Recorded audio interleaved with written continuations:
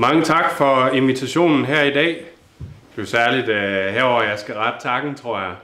Meget beæret over at kunne få lov til at komme og tale til mennesker, der bruger noget af deres den særligt værdifulde tid, man har her på jorden, på at mene noget. Det er jo ikke alle mennesker, der orker at sætte sig ind i og bruge den fornuft, hvor Herre har givet os, på at prøve at være med til at forme, at blande sig, at have tanker om, hvad vi kan gøre hver især. Og det er jo en særlig anledning, vi har her i dag med Grundlovsdag. Det er jo nærmest Danmarks nationaldag. En særlig lejlighed. Jeg havde mit flag tilbage i Udlændingestyrelsen, jeg havde stillet det på mit bord. Jeg har været embedsmand inde i Udlændingestyrelsen og lavet familiesammenføring. Så jeg har arbejdet for fjenden, så at sige. Nej, det kan man ikke sige. Efter at have været i Udlændingsstyrelsen et stykke tid, så var jeg med til at lave en stramning i dansk familiesammenføringspraksis. Nok den sidste og mest markante af stramningen, der er kommet et godt stykke tid. Og årsagen til, at en ung mand fra Udlændingsstyrelsen kunne være med til at skabe reform på den måde, er grundlovsmæssigt relevant.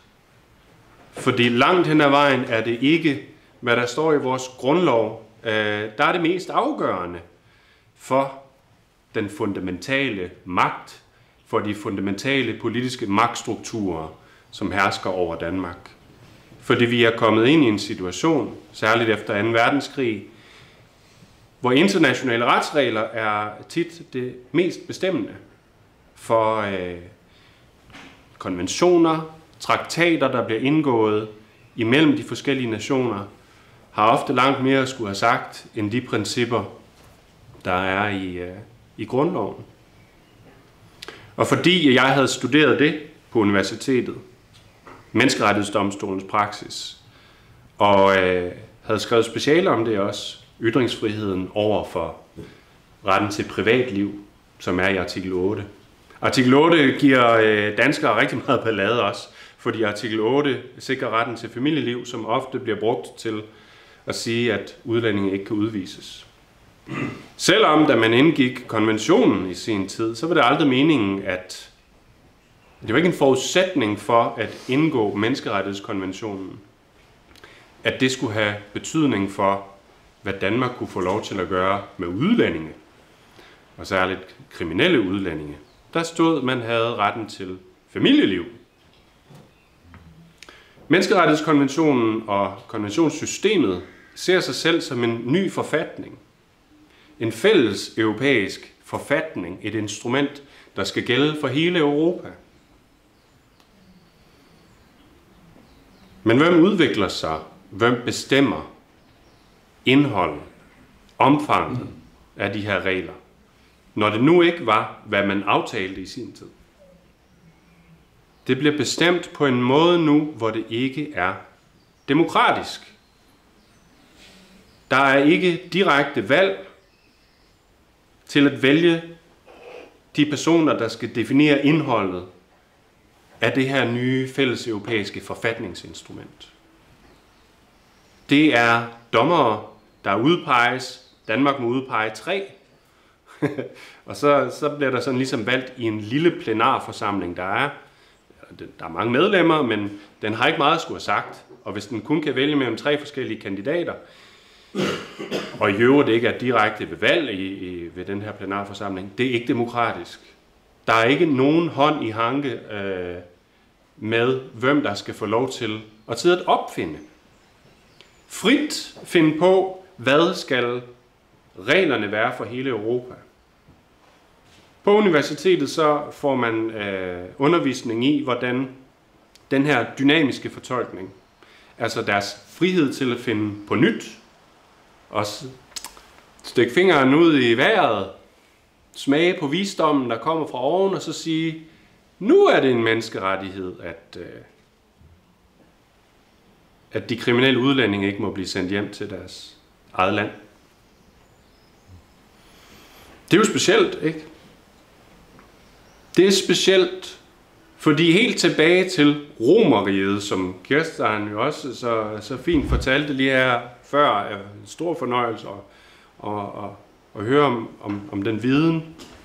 Ja, og du Daniel, du talte jo også om, hvordan at der er så store dele af retstraditionen, der stadig har sin rod ned i de tanker, som der kom fra Romerriget. Men helt tilbage til Cicero, omkring 50 år før Kristus, var der idealer omkring demokrati.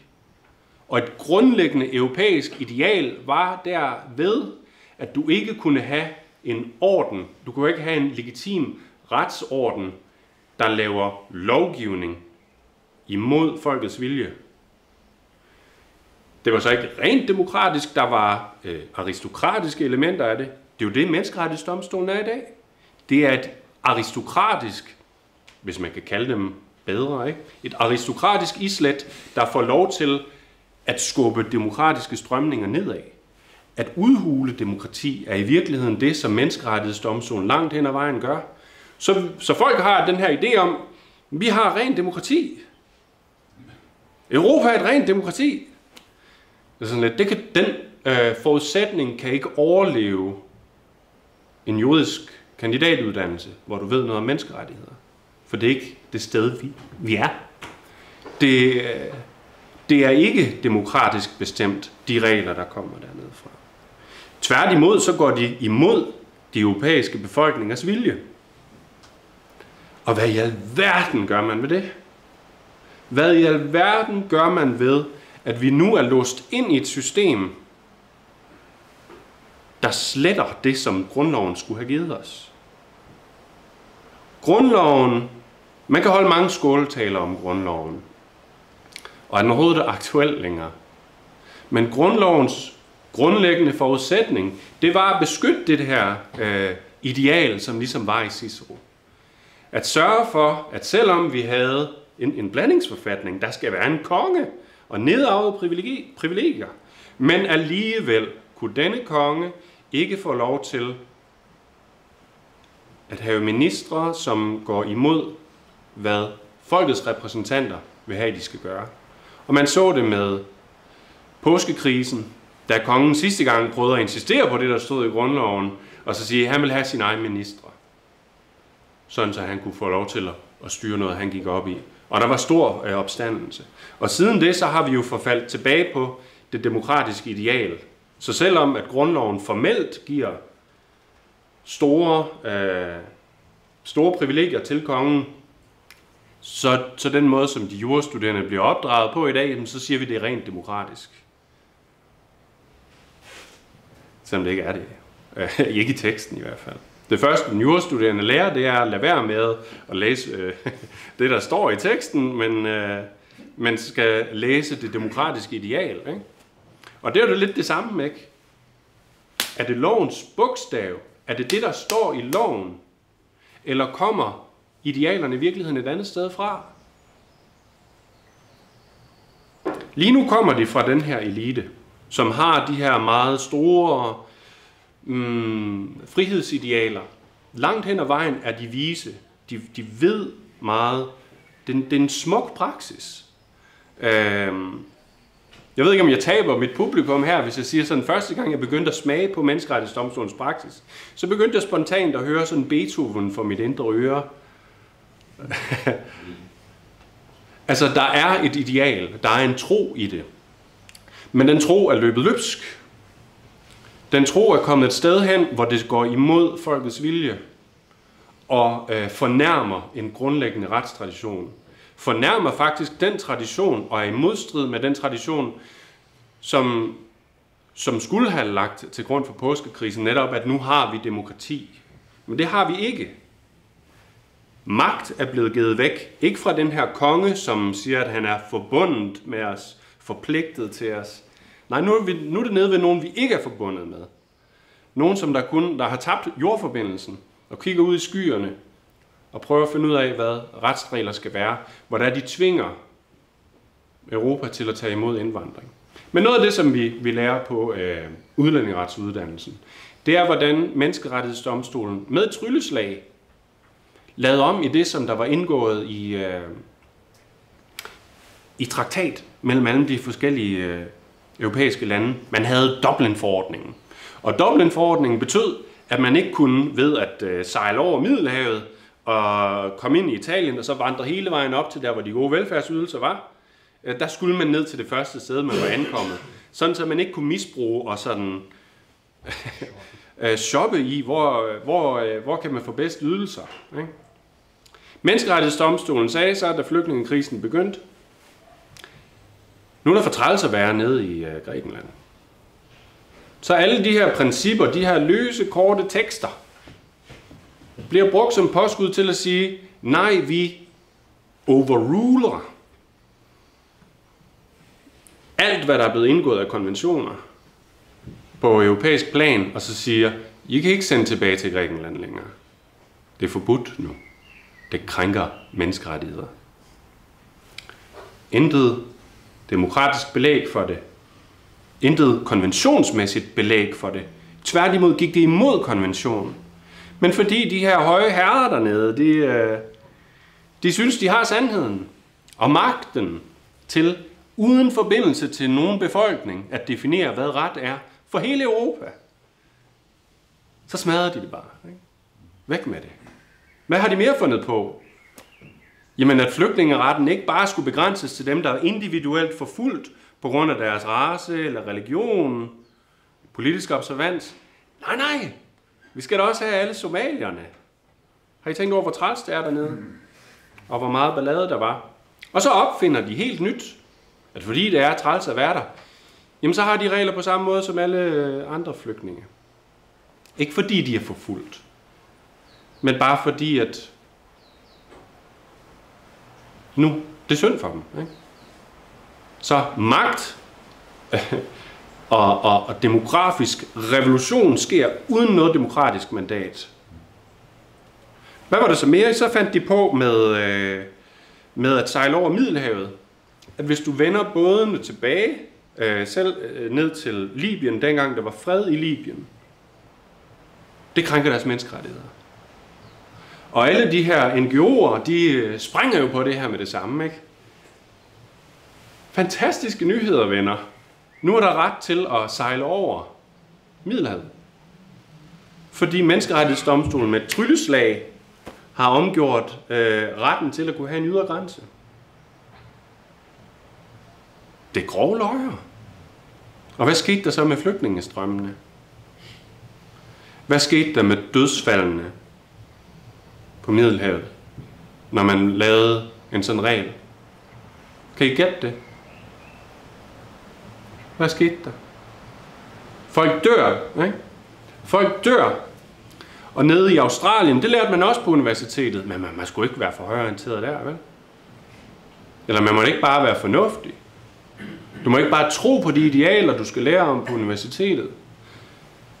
Men vi havde australske Ph.D.-studerende. Australien havde haft problemet med bådflygtninge, også der sejlede afsted fra Asien særligt ned til Australien, fordi de ville tage ophold dernede. Ikke? Løftet om at få et løftet om at få et bedre liv. Det var noget, der lokkede dem ud på den her farlige færd. Og folk døde.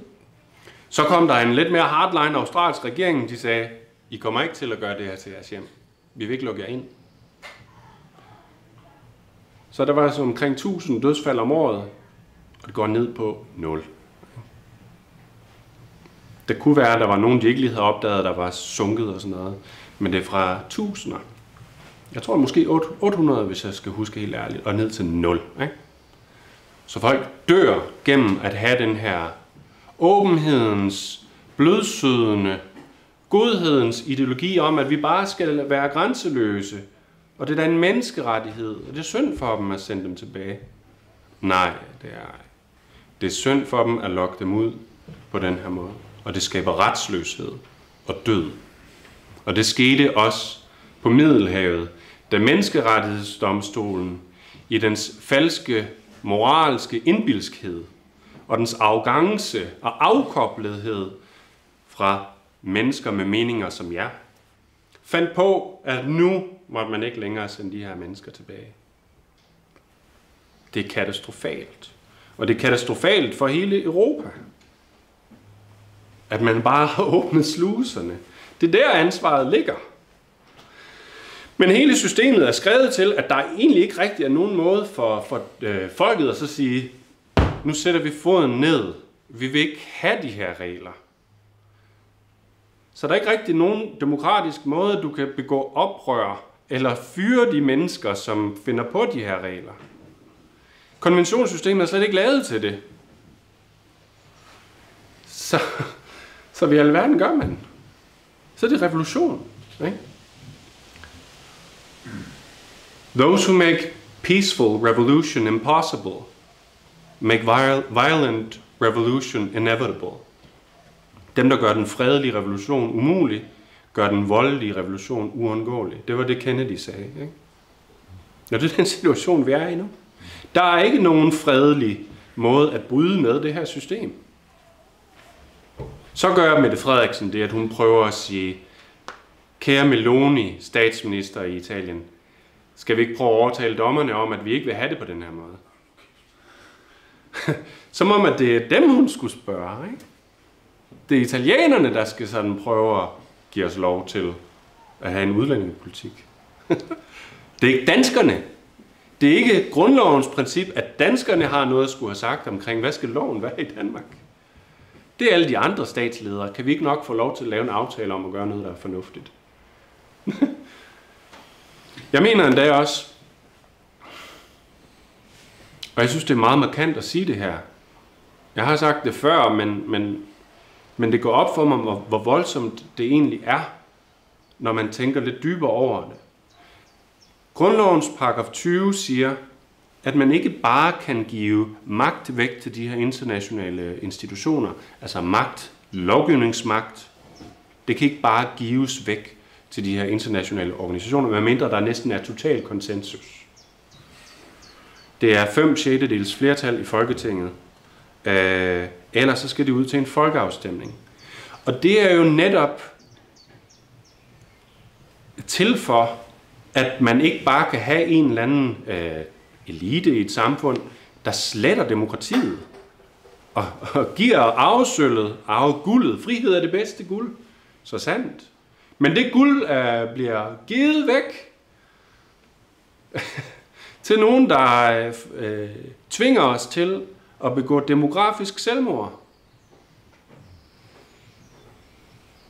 Så når der står i grundloven, at hvert medlem af Folketinget sværger at forsvare grundloven, hvad gør man så,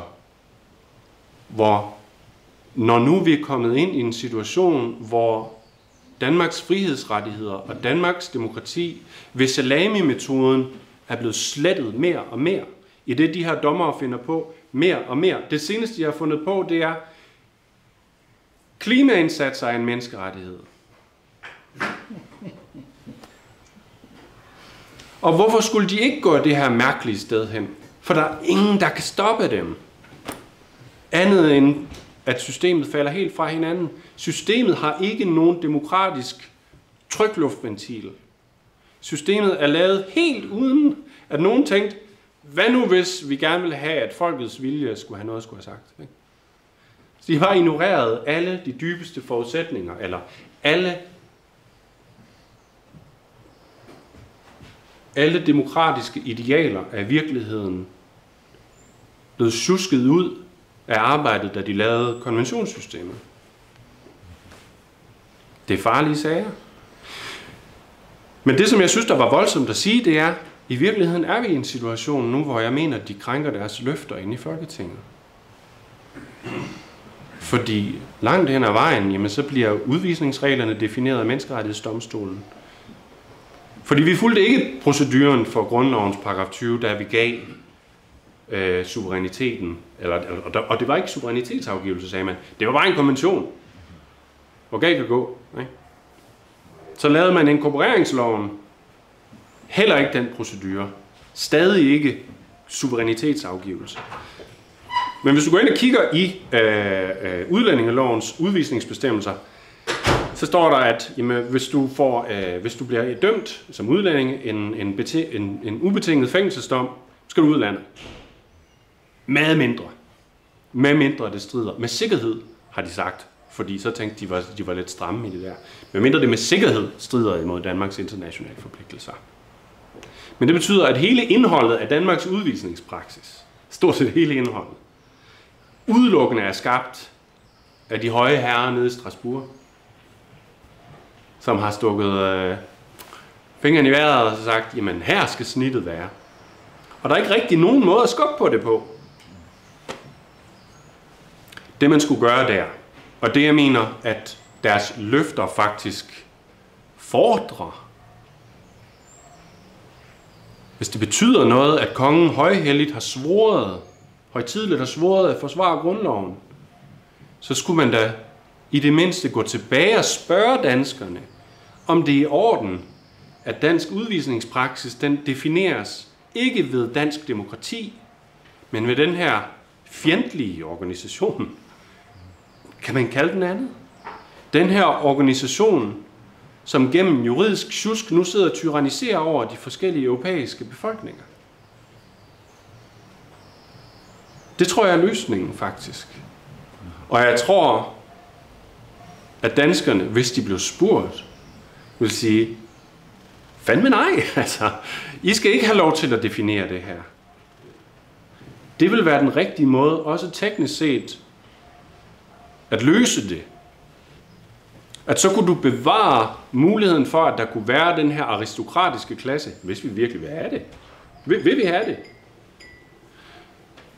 Du kan få lov til, at de kan have en masse idealer om ytringsfrihed, og måske også beskytte Danmark har tabt sager ved Menneskerettighedsdomstolen, hvor journalister i Grønjakke-sagen havde dækket nogle sådan lidt højere ekstreme, og så var blevet straffet for det. Det var Jens Olaf Jersild. Der var Danmark blevet dømt ved Menneskerettighedsdomstolen. Der er en fin praksis på ytringsfrihed. Langt hen ad vejen er den praksis for ytringsfrihed, det ved jeg, fordi jeg som advokat går i retten og siger det, langt hen ad vejen er praksis for ytringsfrihed kun defineret af de her dommere. Så der kan vi godt bruge, hvad de finder på. Det er bare på det her andet område, hvor det er, de er løbet løbsk. Og hvad gør man så for at stoppe dem? Jamen det skal være folkeafstemning, tror jeg. Jeg tror, det er den eneste måde, du kan bevare at de skal have noget at skulle have sagt. At det er ved at stoppe dem. At sætte det ud til en folkeafstemning, når de er gået for langt. Også på familielivsområdet. Det sjusker. Altså, vi har ikke en egentlig ret til familieliv i den danske grundlov heller. Og derfor så ser jeg kender til advokater i tvangsfjernelsessager, de siger, at du har ikke rigtig nogen reel høring i de sager der. Advokaten har måske en halv times tid til at præsentere, og det er jo Mette Frederiksen, hun vil gerne sætte kvoten op for, hvor mange der skal tvangsfjernes fra deres egne forældre.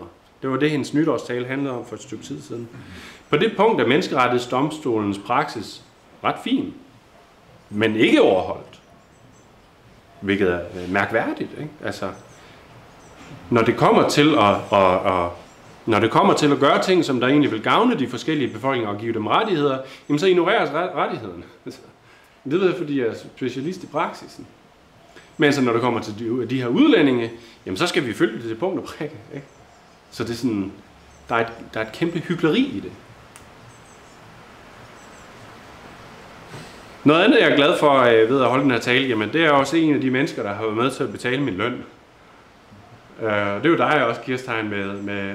Ja, jeg er en af tre, der har skrevet under projektet. Ja, der er lige et hængeparti der, hvor min chef han rykker mig for noget også, men det er fordi, igen, ikke? Ytringsfrihedens beskyttelse. Når jeg gør det gældende på vegne af Kim Møller, som Kirstein har skrevet under på at hjælpe og gøre så meget godt for, dommerne, de gider ikke rigtig høre på det. Det siger de andre advokater også. Hvis du sådan påberåber dig Menneskerettighedsdomstolens praksis i en ytringsfrihedssag, så er de sådan, gider ikke. Skal vi det her, de der dommere? Er det ikke lidt besværligt? Er det ikke meget tungt at sætte sig ind i det?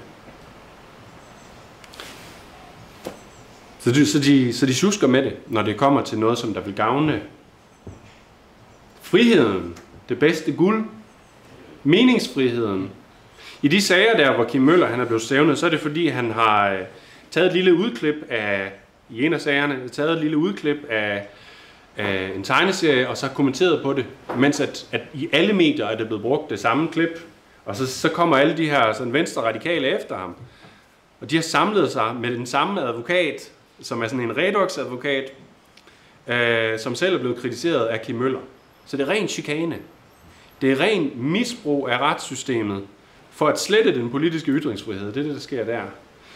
Men grundloven giver stort set intet værn for Kim Møller der. Der er stort set ingen beskyttelse af den så altafgørende ret til ytringsfrihed. Og i det så har vi snakket om Tommy Robinson. Michael Pihl er her ikke længere lige nu. Jeg var inde og kigge på Tommy Robinson-sagen. Er der nogen af jer, der kender til ham? I kender ham godt. Jeg har mødt ham også. En modig mand, ikke?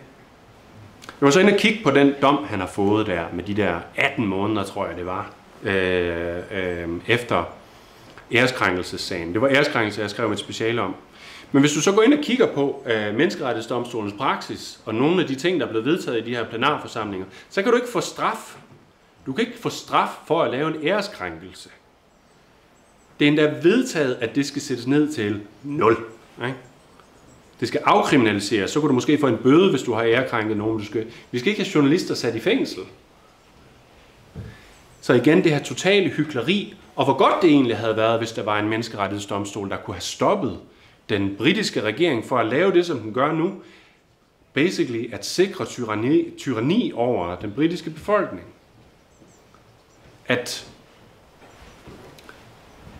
Fordi det er jo det, ytringsfriheden skal bruges til. Ytringsfriheden skal bruges til at sørge for, at den fredelige revolution er mulig. At folk kan have reel selvbestemmelse. At der ikke skal være tyranni i den forstand, som Cicero snakkede om det på. Ikke? Så hvad har vi nu? Ikke? Menneskerettighedsdomstolen, den diskriminerer sig over for nationalister langt hen ad vejen også, så det er ikke fordi, den heller på ytringsfrihedsområdet er perfekt. Men det, som der er behov for, tror jeg, og det, som der måske sådan fremadrettet skal være den forfatningskamp, vi skal have i Danmark og i hele Europa, det er en kamp for ægte ytringsfrihed.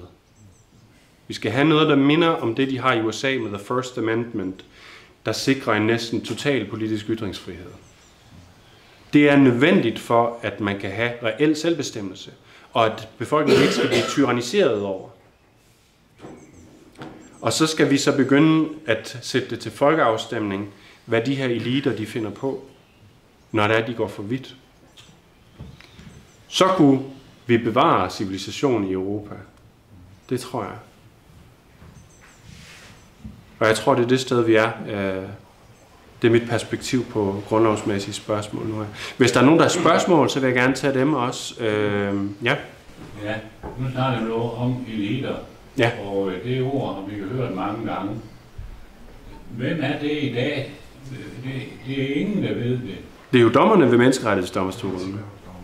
Ja, men selv eliterne, der bestemmer, vi kan tage EU og VEF, og vi kan tage FN, og vi har så hver især i Europa vores regeringer, og de har jo ikke haft bedre. Det er nogle forbrydere alle sammen.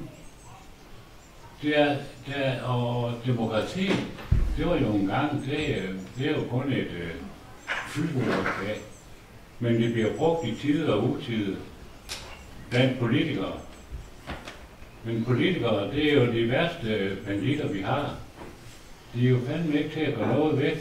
De slipper udenom hele tiden, og selv vores statsminister, hun er fuld af løgn, og hun ignorerer fuldstændig grundloven. Det har hun altid gjort, også for mange år siden, men da hun var justitsminister, men også især i dag, de sidste siden 2019. Og det går kun én vej, og det er som om det hele det er ved at begynde at snævre sig ind omkring VEF, og så alt det har skabt. Og EU og alle de eliter, der er placeret de steder, Det er jo sådan ligesom, det som jeg synes, der er at sige om det der, det er lidt en ansigtsløs elite langt hen ad vejen. Det er mere som, at det er en svævende ideologi, en åbenhedens ideologi, skammen, den unikke skam over at være europæer. At vi har været særligt slemme, ikke? Og derfor så skal vi særligt sørge for at udslette vores kultur, og alle vores normer, som vi har, det er jo det, som udhules. Men ofte er det ikke fordi, at du kan pege på et ansigt på den her idé, ikke? Det kan du ikke. Men dommerne er der nogen, ikke? Dommerne ved Menneskerettighedsdomstolen, de er jo selvfølgelig også bundet ind i den her ideologi, fordi når først de har lavet noget praksis, jamen så er det jo det, som de andre dommere sådan ligesom bør rette sig lidt efter, ikke? Så det er mere et system, et ret anonymt system, og man kan så sige, problemet er også, at du ikke bare kan pege på, og det er et forfatningsmæssigt problem også, du kan ikke pege på, hvem skal den nye sådan leder for et forenet Europa være, ligesom at man kunne pege på en Trump, og så går han i gang med at fyre alle i administrationen, der ikke gider være med på hans agenda. Sådan er det ikke nu her. Det er mere ansigtsløst. Det er langt mere indirekte, hvem der kommer til at blive øverst i hierarkierne der. Så derfor så er det vanskeligere at pege på en egentlig elite. Det er meget interessant. Hvad er det for en elite? Hvad er det for noget, der driver folk i det hele taget til at gøre sådan nogle ting? En af de ting, jeg fandt ud af, fordi jeg har en fortid af den opvækst, jeg har haft, det er, at interesserer mig meget for sådan nogle dynamikker. Og det jeg fandt ud af, når jeg kiggede på begge mine forældre, som var velbegavede, hvordan kunne de få sig selv til at tro på sådan noget infantilt gås? Og det kunne de, fordi deres selvbillede var hæftet op på. Og fordi de befandt sig i et miljø, hvor ingen nogensinde stillede et modspørgsmål og tog den perspektiv. Og jeg ved ikke, om du, mens du var i Udlændingsstyrelsen, har prøvet det mærkelige fænomen, som jeg har prøvet i min barndom, det er, at du befinder dig i en tryllekreds. Og en tryllekreds er defineret som noget ganske bestemt. Det er et sted, hvor, så længe du er inde i den, kan du ikke forstå, hvordan nogen kan tænke andet end det, der er kommet få indenfor. Og så snart du har været uden for den ganske kort tid, kan du fandme ikke huske, hvorfor du kunne tænke sådan, da du var indenfor. Det tror jeg er langt mere forklarende end sinistre motiver hos enkelte personer og folk med hatte på og alle mulige andre ting. Det tror jeg ikke på. Og det sidste tror jeg ikke på, den simple grund af min gode ven, Thomas Andreas, der sagde også nogle af de unge mennesker, inden vi startede. Der har været kriminalmand i rigtig mange år. Han var i røveriafdelingen i årevis, og han sagde, at 3 mand kan ikke lave bankrøveri, mindst en af dem klapper over sig inden for et år. Så er der ikke sådan til 100.000 mennesker, der kan være med i en eller anden kæmpe konspiration, fordi vi simpelthen ikke klarer i længe nok til, at vi vil vide alt, ikke bare rygter. Vi vil ned til sidste komma, sidste ord, sidste bogstav, sidste formulering, lige præcis hvad de har gjort. Jeg tror, det andet er det afgørende. Det er selvbedrag, der er den egentlige drivkraft. Det er ideen om at tilhøre en elite. Max Weber sagde det, efter at have rejst rundt blandt meget yderliggående sekter på den amerikanske østkyst, skriver han i den protestantiske, noterne til den protestantiske arbejdsmoral.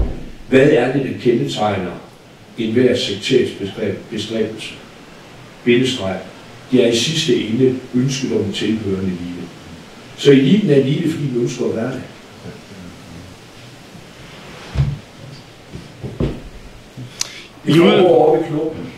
I Udlændingsstyrelsen tænker jeg, problemet ikke var noget af det, som jeg kan sige som embedsmand, det er, hvis du er i politiet, så hader du de kriminelle, men hvis du er i Udlændingsstyrelsen, så hader du måske udlændinge. så det er jo sådan lidt en naturlig dynamik. Så det er ikke fordi, at det var sådan forbudt at være højreorienteret inde i Udlændingsstyrelsen, men der var bare nogle systemer, hvor Menneskerettighedsdomstolen langt hen ad vejen har meget at skulle have sagt.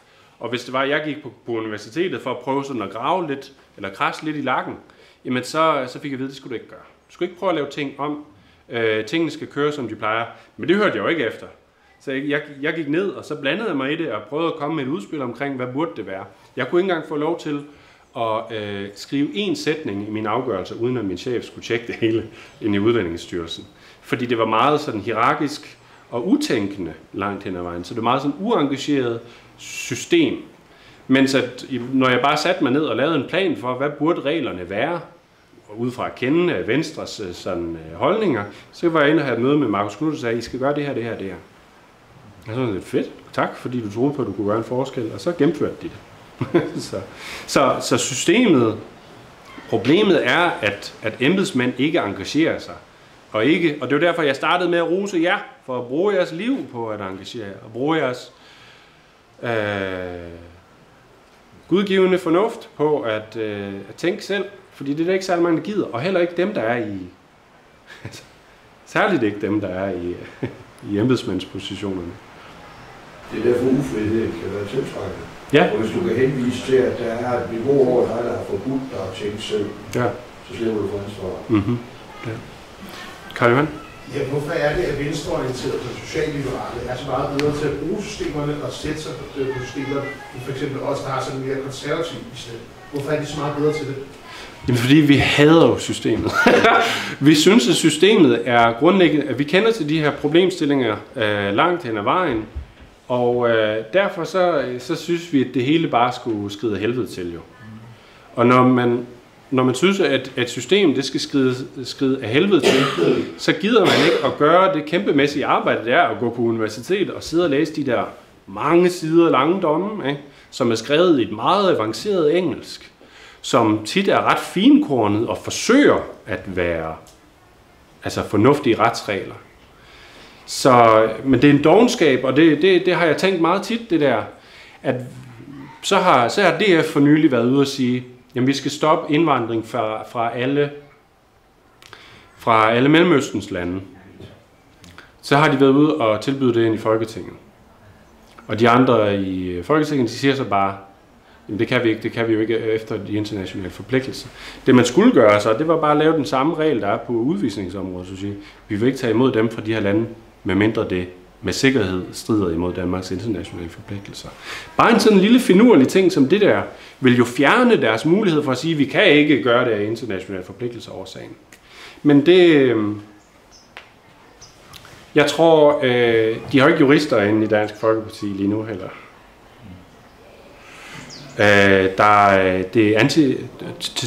Desværre er, udover lederen selvfølgelig, formanden er, men jeg tror ikke, han gider at sidde og læse menneskerettighedsdomstolsdomme. Men det vil jeg sige, vi er for anti-intellektuelle. Vi er for dovne. Vi gider ikke at lære om vores fjende. Ikke? Og fordi vi er det, jamen, så bliver vi mindre effektive, end hvad vi kunne have været. Og vi kan heller ikke finde de steder, hvor systemet er grundlæggende hyklerisk. Ikke? Det jeg fortæller dig om, at man implementerer ikke retten til familieliv. Kim Møllers ret til ytringsfrihed er ikke blevet korrekt vurderet. De er bare pisselig glade. Ikke? Men hvis det var, at man vidste, hvor hyklerisk det bliver brugt, og hvor partisk det bliver brugt, så begynder du faktisk at få nogle ret stærke argumenter for, hvorfor det er, at der skal ske noget grundlæggende anderledes i det her system. Så jeg tror måske, det er fordi det er hårdt arbejde, og fordi vi ikke gider. Flere spørgsmål, altså vil jeg sige tak. Ja, Rasmus, du siger jo det der med familien i grundloven. Hvad er dit bud på, hvordan det kunne være, at det skulle stå i grundloven med familien? Rettigheder, der snakker om. Altså det er jo fordi, at familieenheden også siden Romerriget har været blevet betragtet som samfundets grundlæggende byggesten. At vi ikke bare, altså vi er individer, jo, vi har vores holdninger, men vi er stadig i familier.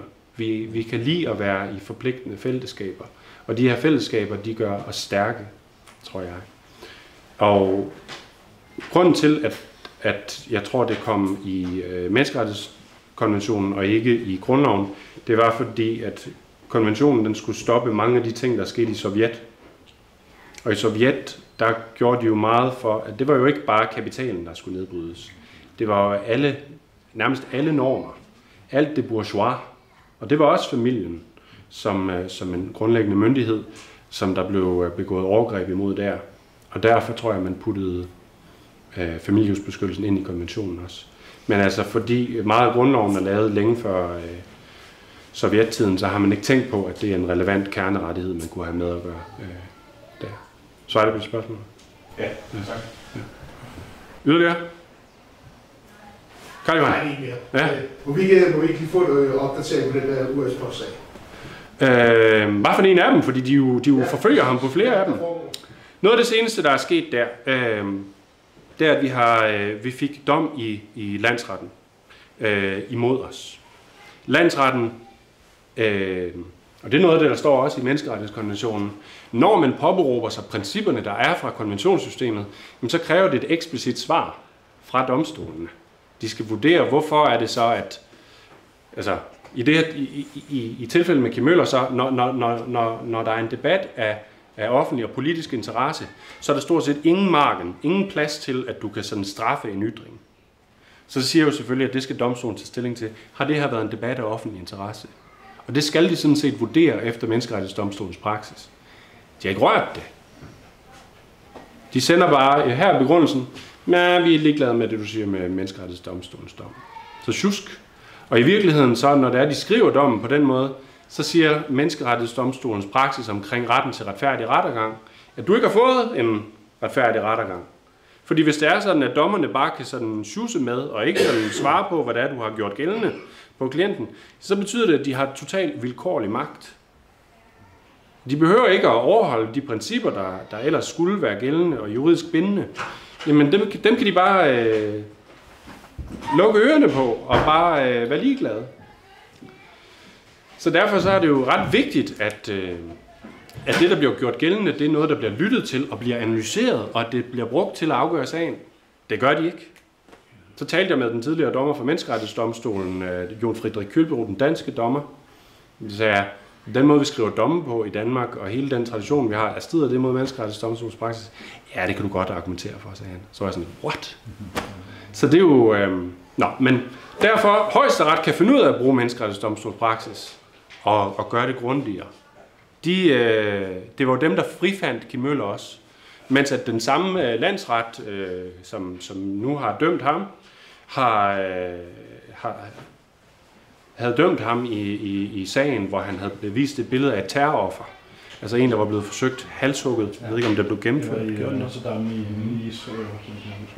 Undskyld. I Nice. Ja, ja.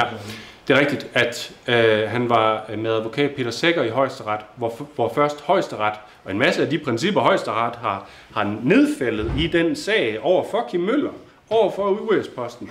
De principper er ikke blevet brugt af landsretten. Fordi hvis du brugte de principper, som skulle være gældende, og som Højesteret har sagt, så kunne du ikke dømme ham. Så derfor er det jo meget vigtigt, når det er, at der bliver susket med det på den måde der. Jeg tror også, at mange af dommerne er venstreorienterede.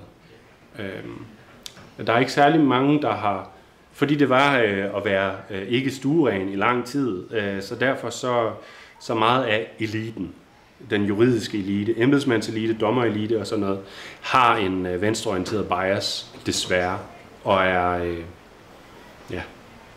Så håbet er, nu har vi ansøgt om tredje instans bevilling for Kim Møller, altså at det ansøgte jeg om her tidligere sidste uge, om at få lov til at komme i Højesteret, at Højesteret vil lave det om. Jeg kan så ikke møde den sag, det vil være min gamle mentor, Lars Boring, som skal føre den sag der, fordi det tager mange år at få møderet for Højesteret. Men hvis vi ikke får tilladelse til at gå til Højesteret, jamen så har man muligheden for at klage til Menneskerettighedsdomstolen, for at se, om man faktisk kan få en reel beskyttelse af ytringsfriheden i Danmark, også for sådan et bloggermedie som US-posten. Yderligere? Tor? Ja, er der slet noget, man kan gøre i Danmark, altså hvor uafhængig af højesteretsdomstolene der? Hvad kan man gøre fra den side? Skal man helt op på menneskerettighedsniveau for at få dem påvirket, eller hvordan ser du mulighed? Altså man kan bruge den danske foreningens penge på en advokat, der kan gøre det gældende. Men når dommerne så bare er helt ligeglade med, hvad den gældende og bindende praksis er, så er det jo lidt svært. Altså, også for lovgivningsmagten. Det man kunne gøre, det var, at jeg kunne sætte mig ned og skrive til lovgivningsmagten omkring, hvordan jeg kunne skrive til nogle af de venner og bekendte, jeg har inde i Folketinget, og så sige, man kunne lige sætte en ekstra frase ind i ophavsretsloven for eksempel, så at hvis det er en blogger, eller hvis det er eller en pressemæssig dækning, og der er brug af materiale, som jo er helt fair, og man har jo fair use i udlandet og sådan noget, ikke? Hvor det er, at man sagtens skal få lov at bruge sådan ophavsretsbeskyttet materiale, hvis det er et lille omfang, og i forbindelse med offentlige og politiske kommentarer. Det kunne man så skrive til Folketinget om, at de skulle lave nogle regler der. Ellers så må du til Højesteret, eller du må til Menneskerettighedsdomstolen. Det er sådan ligesom de redskaber, du har. Men Folketinget kan jo ikke gøre noget for at redde Kim Møller for alle dem, der gerne vil hive penge ud af ham, fordi de ikke kan lide hans politiske holdninger. Højesteret kan kun sådan, eller Folketinget kan kun sådan fikse de generelle regler, de kan ikke gøre noget for Kim Møller selv. Tak. Ja. Flere spørgsmål? Så vil jeg sige tak for opmærksomheden.